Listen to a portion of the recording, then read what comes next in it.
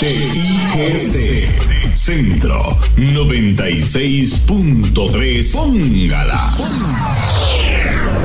¡Pásela! Los accidentes ocurren en cualquier momento. Afilia de emergencias médicas al 2290-4444 y aprovecha los nuevos servicios que tenemos para vos. Conversemos. Emergencias médicas. Un médico a tu lado. WhatsApp, programa Horizontes, 83 41 41 42. Envíenos sus comentarios, noticias, audios y videos al WhatsApp, programa Horizontes, 83 41 41 42. Despertar cada día, a empezar la vida una vez más, hasta encontrar en el horizonte la música.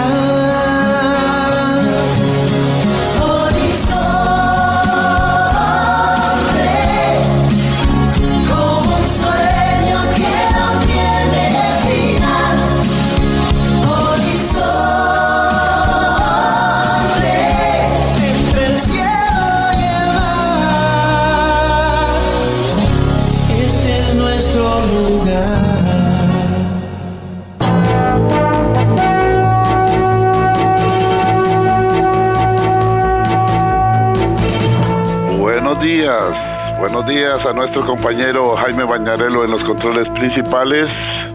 Muy buenos días a José Bustos y a Marconi Sánchez en el estudio de grabación. Igualmente le damos los buenos días a nuestro compañero Luisito, encargado de redes sociales. Y a ustedes, amigas y amigos, este servidor Edgar Obuel, en nombre de todo el equipo les dice gracias, muchísimas gracias por acompañarnos una vez más aquí en su programa de Cultura Ciudadana Horizontes, que inicia ya.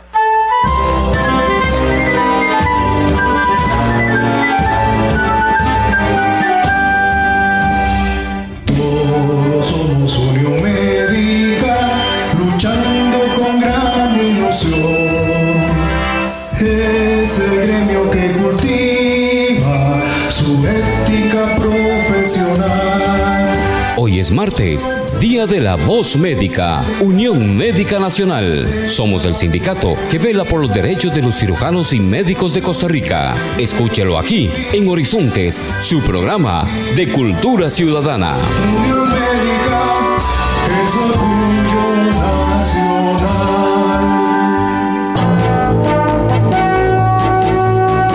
Así es, amigas, así es, amigos.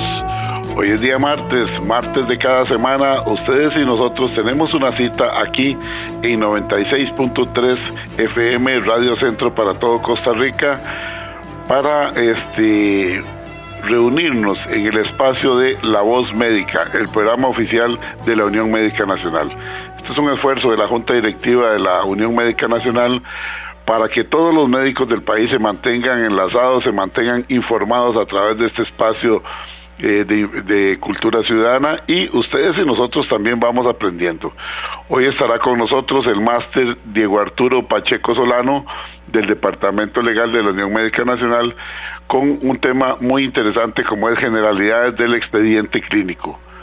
¿Qué es el expediente clínico? ¿Cuáles son las regulaciones? ¿Cómo se hace? ¿Cuál debe ser el manejo? ¿Cuáles son los grados de confidencialidad? ¿Qué aspectos legales pueden estar protegiendo ese expediente clínico? Esto y más durante esta hora acá en La Voz Médica. Pero antes les recuerdo que usted puede participar con sus comentarios, con sus reportes de sintonía, aportes, comentarios, sugerencias, preguntas a través de la línea de WhatsApp. Nuestro WhatsApp, si usted no lo tiene, agréguelo en este momento. WhatsApp Programa Horizontes 83414142, así de sencillo, 83 41 41 42.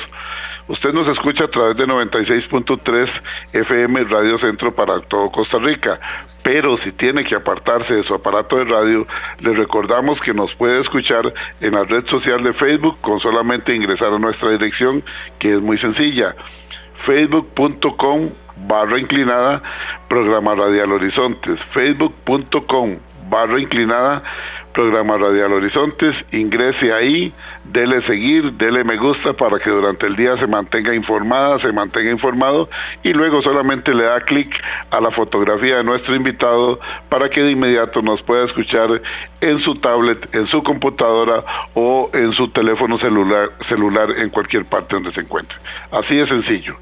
Le damos la bienvenida al máster Diego Arturo Pacheco Solano del Departamento Legal de la Unión Médica Nacional, hoy con nosotros acá con el tema generalidades del expediente clínico.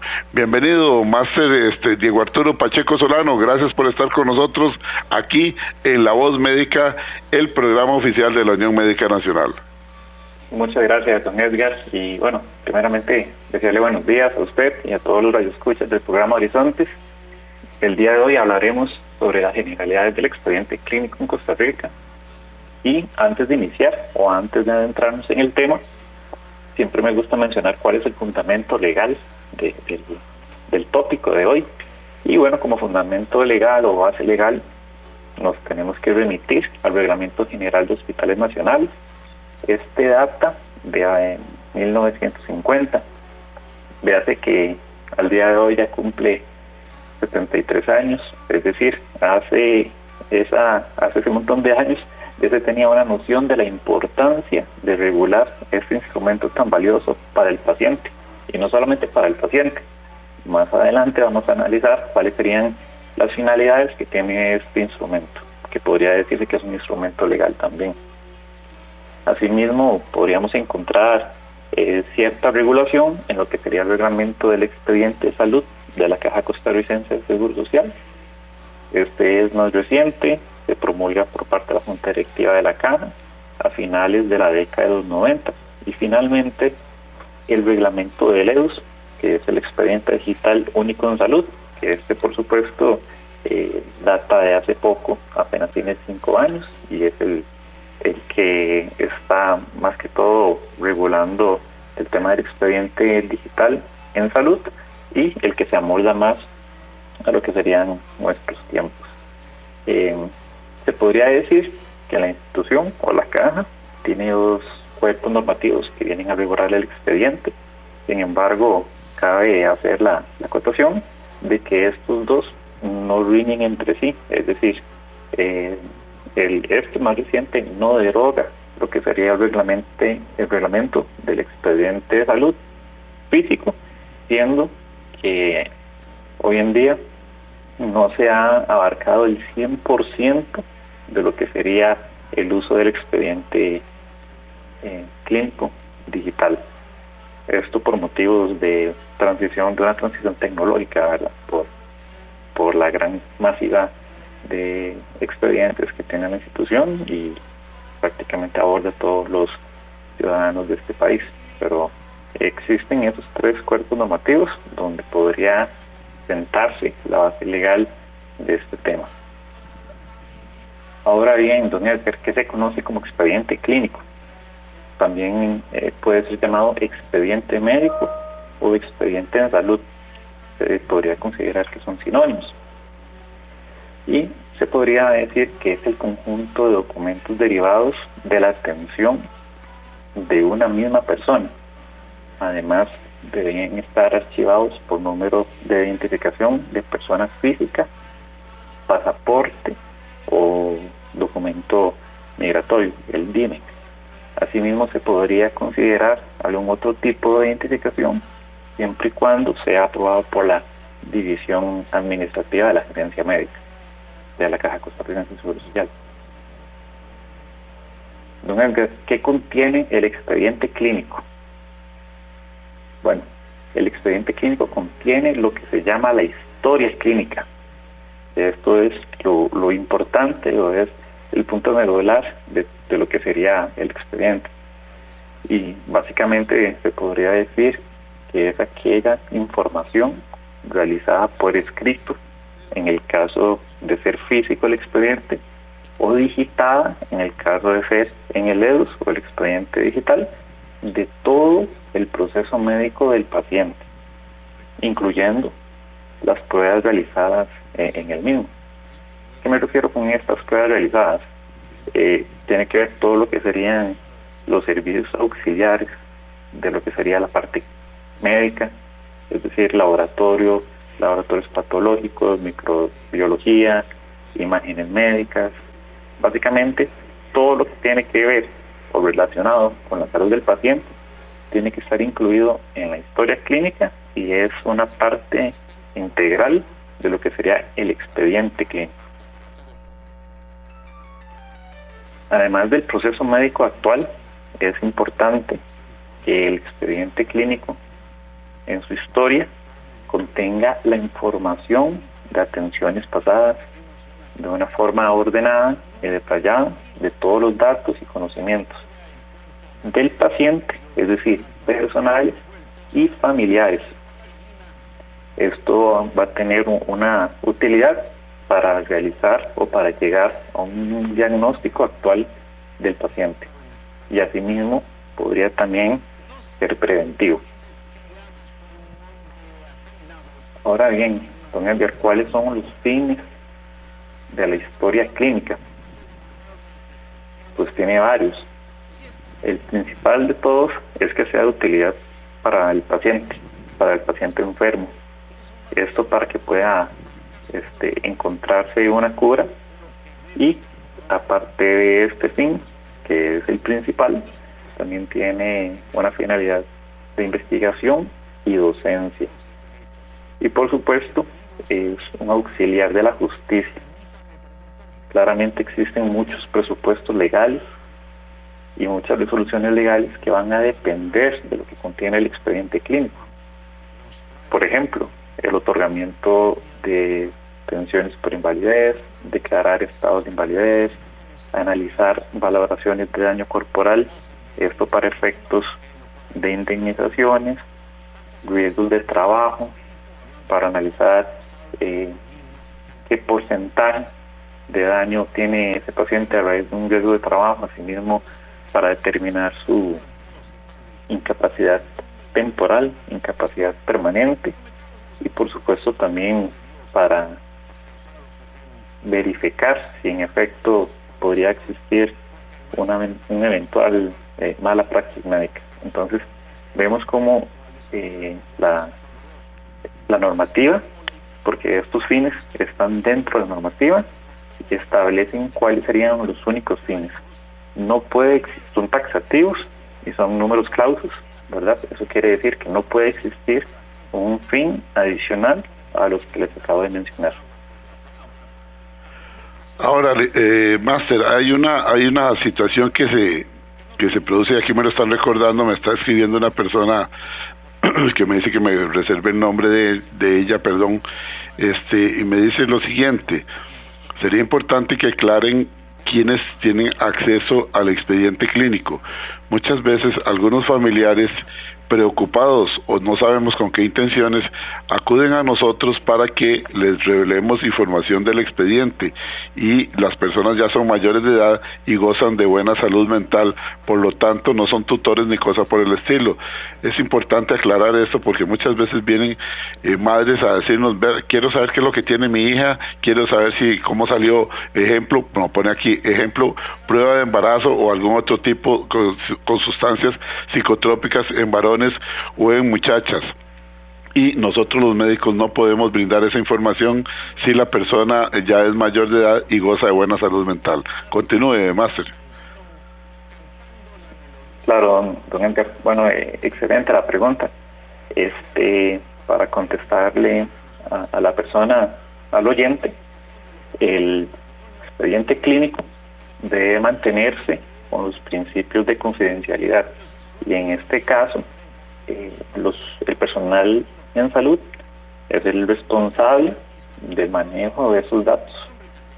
Así, de esta forma, también no solamente el personal de salud, sino también podría ser un eventual personal administrativo que podría tener contacto con esos datos. De esta manera, si el paciente es mayor de edad y goza de una situación cognitiva de manera plena, no está viciada, podría eventualmente considerarse una violación a lo que sería la confidencialidad, y por supuesto ahí es donde vienen las consecuencias legales. Por ende, el solicitante debe ser el paciente, si es mayor de edad. Por supuesto, si es menor de edad, van a ser los padres quienes tengan esa representación, o bien, si no son los padres, un tutor legal, previamente otorgándole el título de tutor legal, y asimismo también puede ser a través de un representante. Ahora bien, don Edgar, el expediente clínico, como ya lo comentamos, tiene datos sensibles. Estos datos sensibles y cualquier otro dato que ya sabemos que tiene esos tres fines, y el principal es para diagnosticar o para mantener un estado de salud idóneo al paciente, se puede decir que tienen que estar cobijados por una integridad de datos. Es decir, estos no pueden ser modificados, no pueden ser alterados, a menos que responda a un proceso de atención en salud o trámite administrativo, siempre y cuando esté relacionado directamente con el paciente en ese momento. De lo contrario, podrían haber sanciones penales y sanciones de tipo disciplinario para el caso de los trabajadores, asimismo también desde el punto de vista gremial. Con respecto a la confidencialidad, ¿verdad? Ya comentamos que el expediente contiene datos clínicos y datos personales del paciente que se consideran sensibles.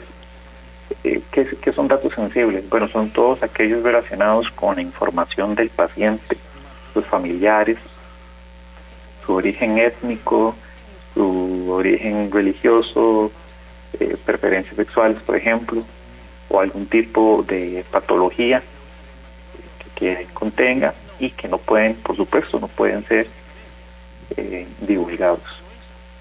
Esto significa que sin autorización del paciente, ojo, esa autorización por escrito, no verbal, podría generar consecuencias a quienes lo van a incumplir. Esas consecuencias podrían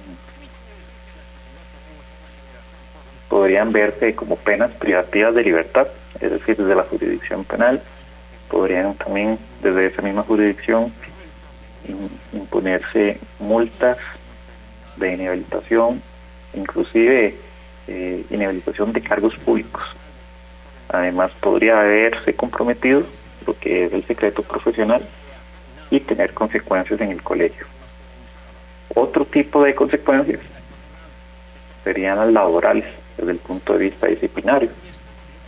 Bueno, a nivel de Caja Costarricense de Seguro Social, en el reglamento interior de trabajo se establecen lo que son las sanciones en los procedimientos administrativos, que en una ocasión ya lo habíamos conversado en este programa, y bueno, pueden ir desde alguna falta leve hasta una falta muy grave, y la normativa establece por sí sola, o más bien le da el carácter al incumplimiento de la confidencialidad, le da el carácter de falta grave.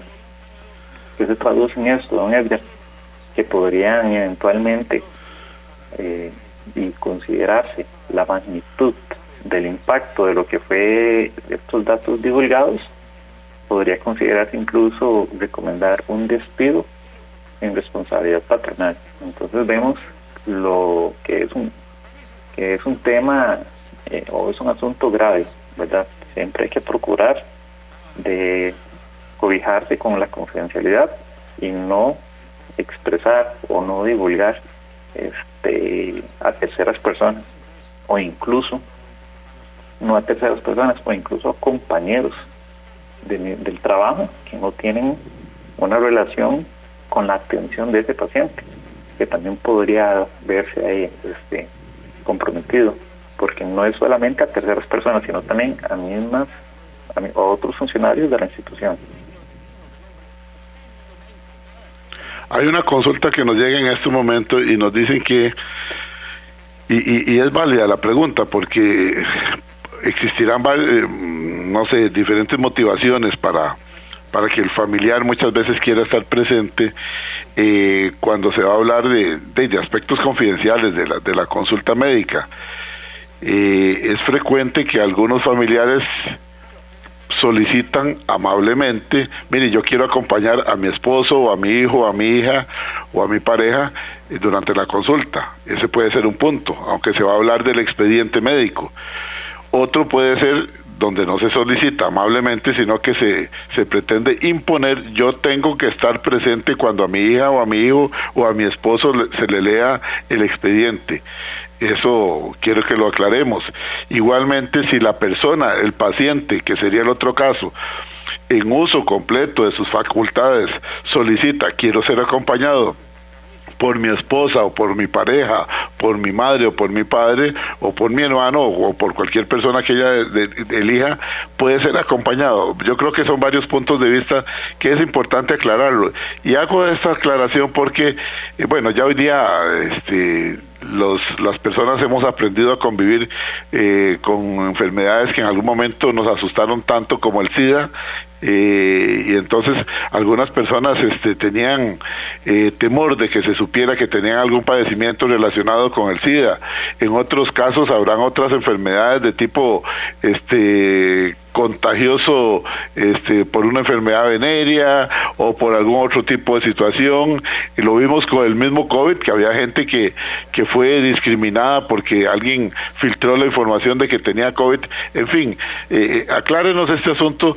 Si el paciente está en su derecho, si goza de buena salud, de solicitarle al profesional en medicina, a la doctora o al doctor, quiero ser acompañado por quien él elija.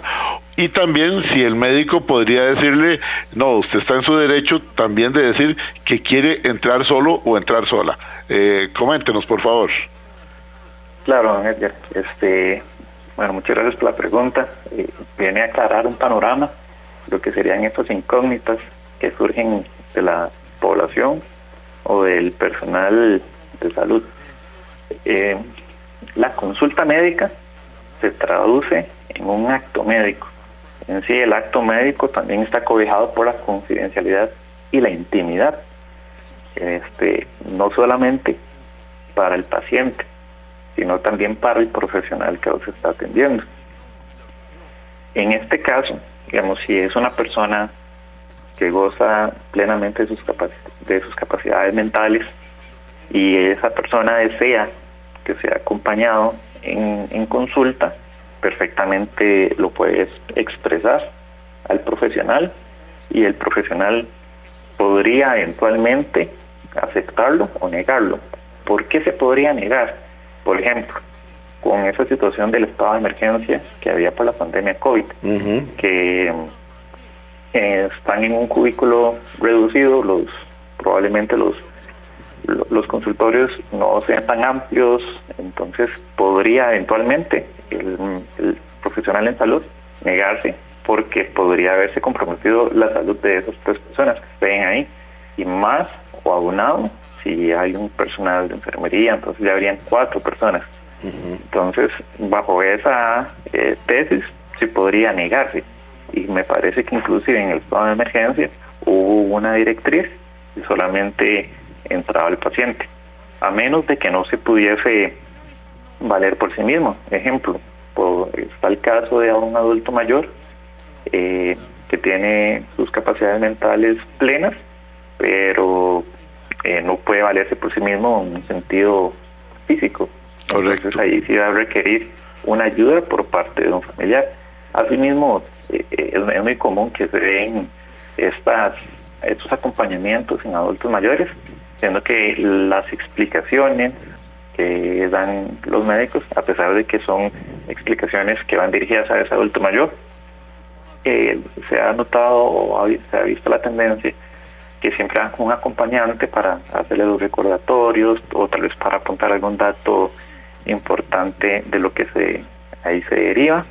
Y pasamos a la otra incógnita, ¿verdad? ¿Qué pasa si se revela que existe algún tipo de enfermedad, de desviación sexual o un tema de una enfermedad a causa una pandemia, y que ha sucedido, ¿verdad? Que tal vez se filtra o se divulga un diagnóstico o una patología que tenga una persona, y aparte de las responsabilidades penales y disciplinarias y análisis que comentamos, porque más adelante las vamos a entrarnos en el tema de las sanciones penales, también podría eventualmente haber un tipo de responsabilidad civil para, en caso de si causa un perjuicio el haberse divulgado esa información, eventualmente podría condenarse en daños y perjuicios, y no solamente al funcionario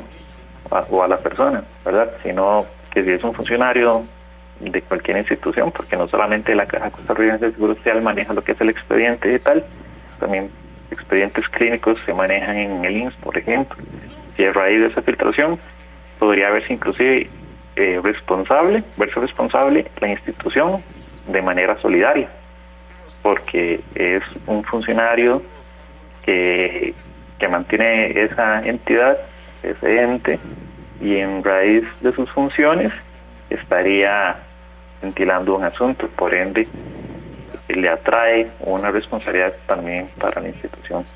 Dice el doctor Carazo acá, que nos escribe en estos momentos, cosa que le agradecemos siempre al doctor Carazo, que está pendiente de La Voz Médica. Primero expresa el agradecimiento a la Unión Médica por este programa, gracias doctor Carazo, y luego nos dice, es usual que el paciente cuando viene a consulta se haga acompañar de algún familiar o algún amigo. Nosotros los médicos o la enfermera, cuando va a ingresar el paciente, generalmente le dice, ¿va a ingresar solo o va a ingresar acompañado? Para nosotros los médicos, muchas veces, lejos de ser un problema, esto es de gran ayuda, porque le da más confianza al paciente, que puede venir un poco nerviosa o nervioso a la consulta.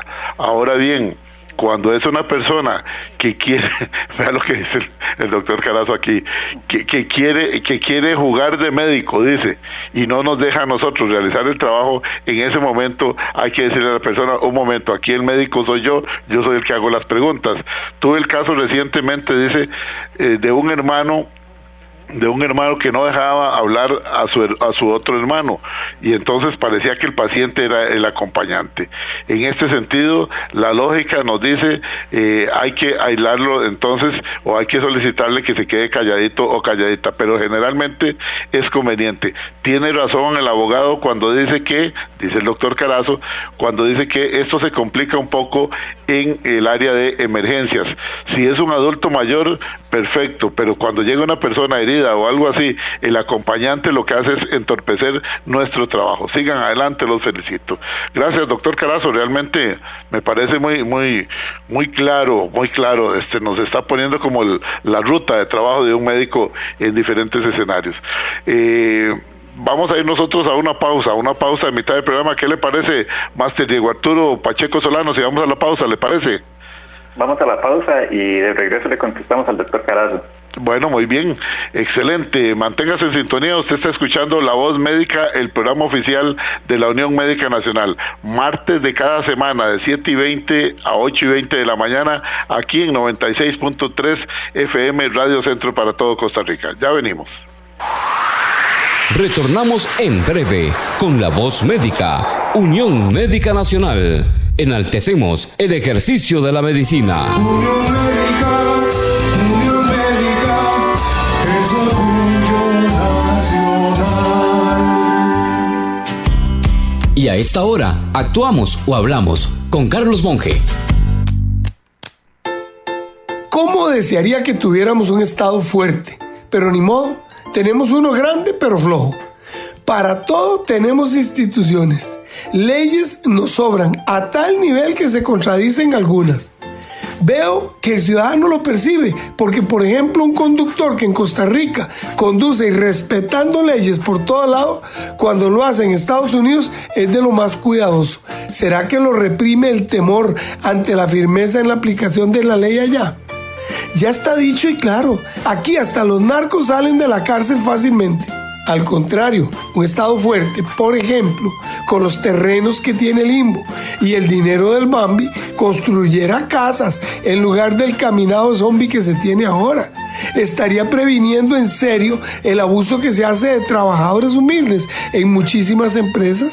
Ante el vencimiento de las fechas de caducidad de los autobuses, no estaría haciendo permanentes aplazamientos, ni en lo laboral alargaría los famosos debidos procesos que premian a los empleados públicos corruptos, enviándolos de vacaciones por meses y meses con salario. Un Estado fuerte no requiere de muchos impuestos. Con pocos sale adelante, pero los cobra con firmeza. El tamaño del Estado no garantiza nada, pero la fortaleza se puede demostrar indistintamente de ese tamaño. Ante esta, no podría llegar a gobernar nadie alegando mano dura, porque un pueblo que ve a su país caminar bien no desea mano dura, desea justicia y eficiencia. Sabemos que se ha debilitado el Estado porque cuando la gente añora a un tirano es porque el caos ha estado gobernando. Ya no quieren justicia, quieren venganza. Ahora, la novela de Carlos Monge, Ana y el Mandadero del Irenes, ya se encuentra disponible en las librerías Lehmann y Librería Francesa en Barrio Escalante. Recuerde que esta novela, así como el libro de cuentos Sueños y Verdades, pueden adquirirlas en versión digital en Amazon o solicitándolo al 7114-0157. Si desea volver a escuchar este mensaje o compartirlo, encuéntrelo como Carlos Monge Consultoría en Spotify y Facebook. Carlos Monge te presentó Actuamos o Hablamos. WhatsApp, programa Horizontes, 83 41 41 42. Envíenos sus comentarios, noticias, audios y videos al WhatsApp, programa Horizontes, 83 41 41 42.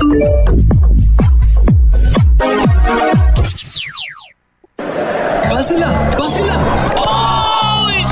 Los accidentes ocurren en cualquier momento. Afíliate a Emergencias Médicas al 2290-4444 y aprovecha los nuevos servicios que tenemos para vos. Conversemos. Emergencias Médicas. Un médico a tu lado. Estamos de regreso en La Voz Médica, Unión Médica Nacional, el sindicato que agrupa a los médicos y cirujanos de Costa Rica. Unión Médica es orgullo nacional.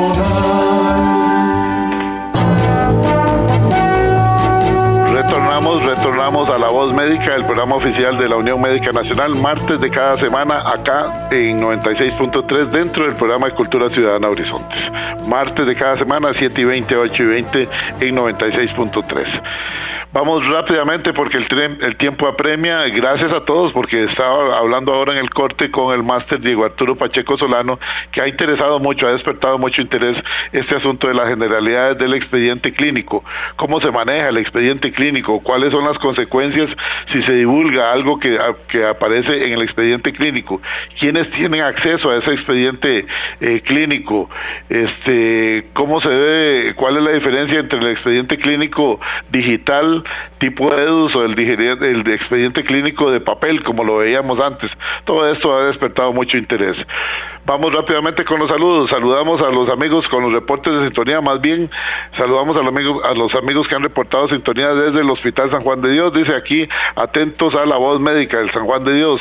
El Hospital México, estamos escuchando la disertación del abogado Pacheco, los felicito, excelente La Voz Médica, aquí vemos varios colegas, ok. La Maternidad Caret también, el Hospital de San Carlos, estamos en sintonía, un día hermosísimo acá. El Hospital de San Carlos, mire usted, de San Carlos Fluc, viajamos directamente hasta el Tony Facio de Limón. Dice, estamos escuchando La Voz Médica. El Escalante Pradilla dice, gracias por este programa La Voz Médica, muy interesante el tema de hoy. Es importante hablar sobre este detalle del expediente clínico que puede, ¿cómo se llama? Puede meternos en aprietos, dice, si no se maneja adecuadamente. Bien, y desde el Hospital Cima también dice, aquí estamos escuchándolos, un grupo de colegas que vamos saliendo para una operación a Hospital de la Caja. Ok, perfecto, muy bien, que Dios los acompañe y que todo les salga bien. Bien, vamos a llegar hasta ahí con los saludos porque el tiempo apremia. Máster Diego Arturo Pacheco Solano, usted le iba a responder al doctor Carazo y va a hacer un comentario. Claro, así es. Bueno, el caso expuesto por el doctor Carazo es necesario, ¿verdad? Si existe un acompañante que más bien está impidiendo de que esa atención sea eficiente, sea integral. Perfectamente el profesional en medicina es la persona o es el funcionario quien lleva la pauta, quien lleva cómo realizar ese abordaje. Entonces perfectamente podría establecer las pautas e indicarle al acompañante que por favor deje hablar, ¿verdad? Deje hablar a la persona que es el consultante. En este caso, ¿verdad? Me imagino que es un asunto en consulta externa o en emergencia es más difícil, ¿verdad? Por lo que sería la dinámica. Y asimismo, ¿verdad? Dice el doctor que es ventajoso, ¿verdad? Que tal vez esté una persona adicional y como recomendación, no solamente el acompañante del paciente, sino también es idóneo que siempre esté un personal en salud, posiblemente un auxiliar de enfermería o una enfermera, esto para cualquier procedimiento y casi que obligatorio, ¿verdad? Cuando hayan menores de edad, siempre con el tutor o el padre, o cuando se está haciendo algún procedimiento, por ejemplo un papá Nicolau o demás, que entra la paciente sola, ojalá que siempre esté un personal de enfermería u otro médico si existiese la posibilidad, ¿verdad? Oiga usted, martes Diego Arturo Pacheco Solano del Departamento Legal de la Unión Médica Nacional. Esto va para usted, máster, igualmente para los médicos y para la administración de los centros hospitalarios. Vean qué grave lo que nos está diciendo un médico acá que nos escribe. El expediente electrónico es una gran ayuda, una super herramienta para todos nosotros, dice este médico que nos escribe. El problema es que hay muchos médicos que tienen varios accesos, entre comillas, por así decirlo, permisos, entre comillas, que los facultan para poder meterse en cualquier expediente. Esto ha permitido, oigan ustedes, esto ha permitido que cuando un colega está internado o va a una consulta específica, los otros colegas hasta de zonas alejadas se meten al expediente y lo revisan, creando un acceso indebido en el mismo. Hay autoridades que saben de esto y no realizan el debido proceso de sanción al respecto. Es muy delicado esto y por eso quiero hacerlo público. Oigan ustedes también, entonces, aquí una llamada de atención para los profesionales en medicina, que respetemos también los accesos. Los accesos son para lo que se otorgaron para el paciente, para los casos en los cuales tienen que ver como profesionales en medicina, no es para estar viendo la vida privada de sus colegas. Continúe, y me gustaría un comentario al respecto, porque vea que este es otro enfoque, este es el enfoque desde la administración también y la custodia de esos expedientes médicos que pueden estar sencillamente, vamos a decirlo popularmente, están viniendo, como decimos, están recibiendo información que no tienen por qué mantener ellos ahí y que a lo mejor con qué intención, no sabemos si al final la van a divulgar. Nos gustaría un comentario al respecto. Claro, bueno, lo que sería el EDUS contiene varios tipos de perfiles. Esto va a depender cada rama profesional y cada puesto. Hay perfiles, no todos los perfiles pueden tener acceso irrestricto a lo que serían los expedientes clínicos de los ciudadanos que están incorporados o que mantengan un expediente clínico único. El tema es el siguiente, que hay perfiles que se llaman perfiles consultores, que sí pueden ver de manera irrestricta lo que serían los datos de cualquier paciente. Ahora bien, en aras de garantizar lo que sería que no exista un acceso antojadizo, ¿verdad?, sin justa causa, siempre va a existir en el EDUS quién o quiénes han sido los funcionarios que han ingresado a lo que sería ese expediente o consultar esos datos. Y por supuesto ellos lo pueden hacer porque tienen el perfil consultor. Sin embargo, debe ser por una razón justificada, no debe ser antojadiza. Entonces, si se determina que existe un ingreso, aunque no se hayan revelado datos, podría eventualmente constituirse en algún tipo de responsabilidad disciplinaria y, por supuesto, si se agrava y existe algún tipo de divulgación. Pero prácticamente son muy pocos los perfiles consultores, más que todo son como los que administran el EDUS en cada centro de salud. Entonces son muy poquitos los que tienen este perfil, como les digo, Siempre queda un historial de sesión de quién ingresó y debe ser de manera justificada. Las sanciones podrían ser fuertes en caso de que una persona sin justificación alguna, inclusive solamente por estar viendo a ver cuál es el padecimiento que puede tener un colega, esté ingresando al expediente clínico. Lo que corresponde a las sanciones va a quedar a criterio de cada órgano decisor, siendo que la falta grave únicamente está establecida para lo que es la divulgación, pero únicamente para efectos de consulta no establece un tipo de sanción a determinar, por ende ya quedaría a criterio del órgano. ¿Y si hay divulgación de los datos ahí que aparecen? Diego, aquí recordar. Disculpe, si ya hay una divulgación, perfectamente es falta grave. Se podría considerar como falta grave y además de eso, vemos que la falta grave podría acarrear un despido sin responsabilidad. Bueno, hecha la aclaración para que todos tengamos cuidado. Continúe agradeciéndole a don Marco Badilla, colega suyo, abogado, que dice que interesantísimo el programa, lo está escuchando en carretera. Igualmente dice por acá, dice doctor García, desde San Carlos, reporto sintonía, voy camino a San José, excelente el programa, me agrada mucho, es muy claro. Dice por acá Alejandra Valverde, dice me gusta mucho el programa, con esto se aprende mucho sobre los derechos de nosotros y las limitaciones de nosotros como asegurados, bueno, como pacientes en general. Continúe, Máster Pacheco. Sí, y ya para finalizar con el tema de la confidencialidad, por supuesto podrían verse las consecuencias gremiales o disciplinarias desde el colegio de donde esté ese funcionario adscrito o agremiado, ya que se podría romper el secreto profesional. Básicamente vemos que en todos los colegios profesionales protegen lo que es el secreto profesional, entonces por ende inclusive no solamente podría tener sanciones a nivel laboral, sino inclusive hasta impedimentos para el ejercicio de la profesión. Ok, muy bien. Continúe, por favor.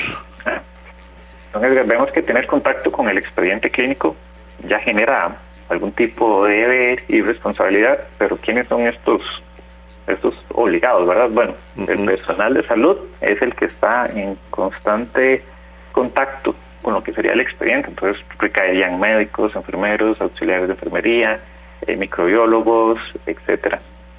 También el personal administrativo. Para el caso de la Caja Costarricense de Seguro Social, estrictamente recae en redes, lo que se traduce en registros médicos, que es un personal administrativo. Básicamente el personal administrativo de redes tiene mucho contacto, pero en el caso de que sean expedientes físicos, tengo entendido que la dinámica con el expediente digital no se profundiza tanto, sino más que todo para el tema administrativo, como lo que son las agendas y demás. Por supuesto, ¿verdad? Es importantísimo esta pregunta que les voy a hacer: ¿a quién pertenece el expediente clínico? ¿Verdad? Si mis datos se encuentran ahí, ¿a quién pertenece? Bueno, lo que es la normativa indica que pertenece a la Caja Costarricense de Seguro Social. Si es un centro médico privado, ese expediente le va a pertenecer al médico tratante, ya sea en sus dos modalidades, físicas o digitales. A diferencia que los datos que se encuentran contenidos en esa base de datos digital o en esa pieza física son del paciente y pueden ser solicitados en cualquier momento. Para el caso de la caja, se pueden solicitar copias certificadas o se puede pedir la totalidad del expediente certificado, y en el caso del médico privado, este puede emitir lo que sería una epicrisis.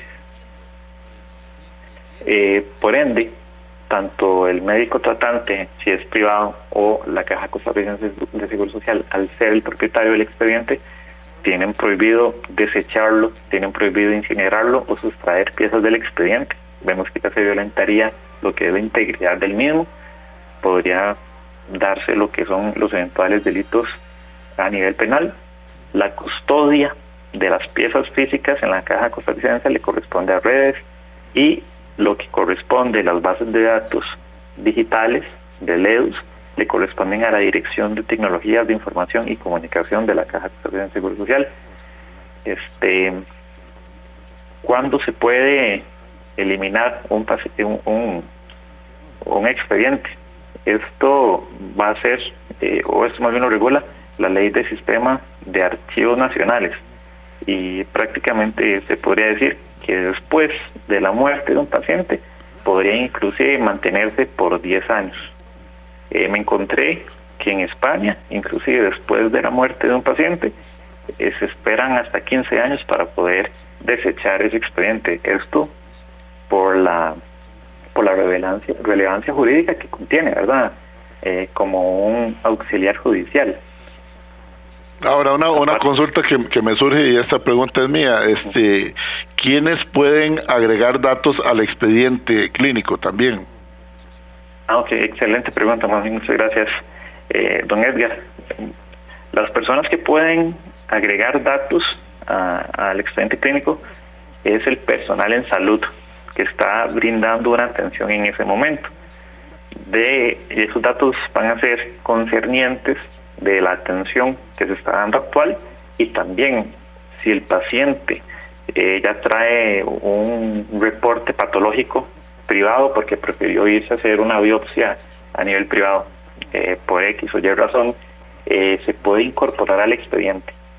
Y los datos que se van a incorporar deben ser estrictamente con un tema de salud. No puede haber otro documento que sea impertinente para el caso.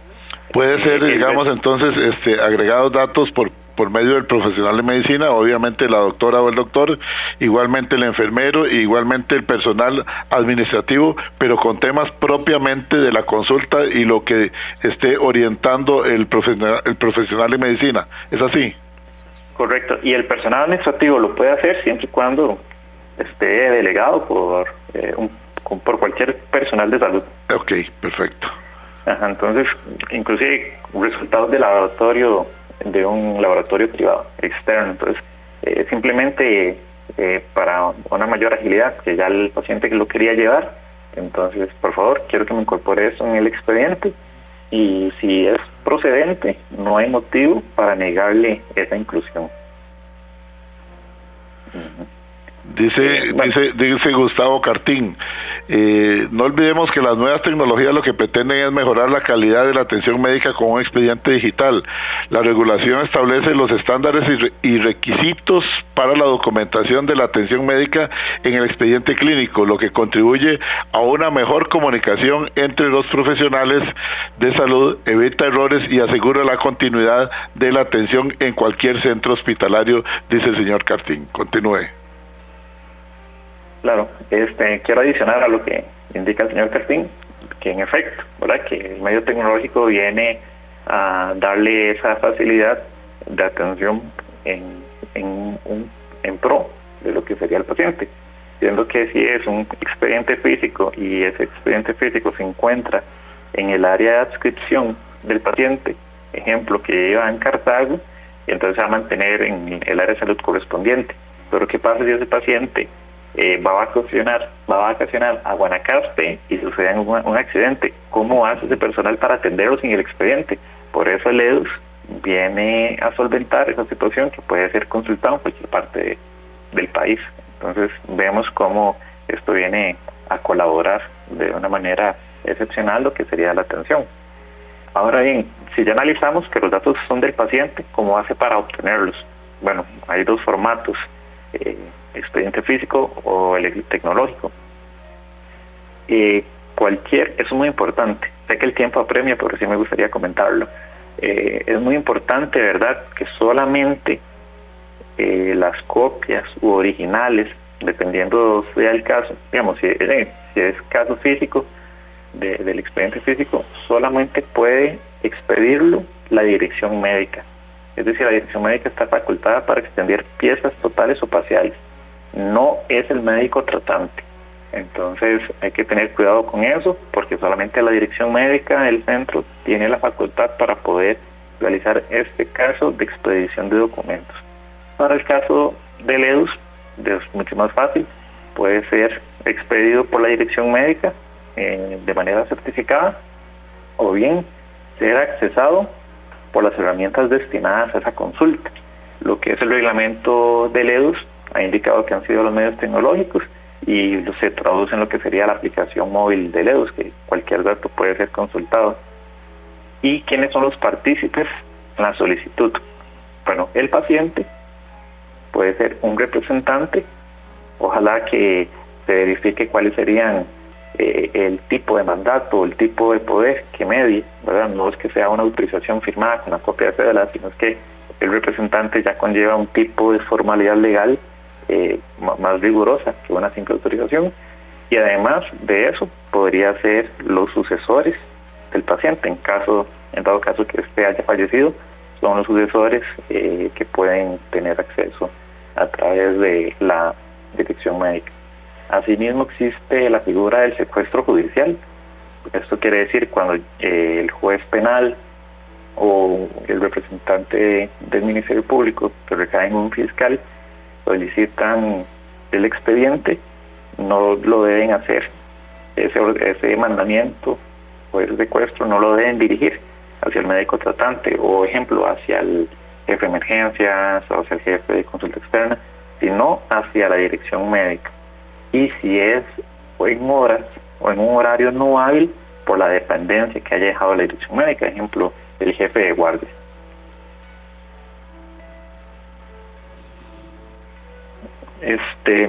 Don Henry, ya para ir finalizando, sé que quedan 2 minutitos. Les voy a comentar así rápidamente cuáles son los delitos que podría incurrir cualquier funcionario que haya violentado los deberes impuestos con relación al expediente clínico. Podría considerarse la existencia de un sabotaje informático.